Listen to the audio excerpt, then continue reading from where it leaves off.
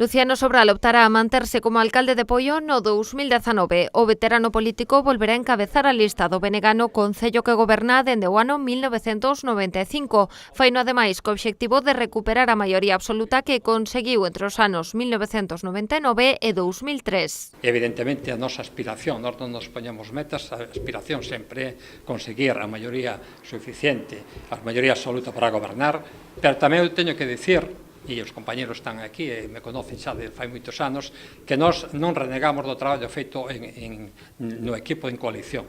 Eu creo que foi un equipo que traballou, non renegamos deso. A de Sobral foi a única candidatura que se presentou ao proceso aberto polo BNG, segundo explicou o seu responsable local, Xosé Luis Martínez. Só houve unha candidatura, o cual os nosos estatutos e regulamento dice que debe haber só unha sola única candidatura, pois será entenderse aprobada automáticamente, o sea, que xa por unanimidade, digamos, que esa candidatura foi elixida automáticamente. Agora a formación traballa para compoñer o equipo que acompañará a Luciano Sobral nesta nova cita coas urnas, unha lista na que agardan combinar experiencia e sabia nova.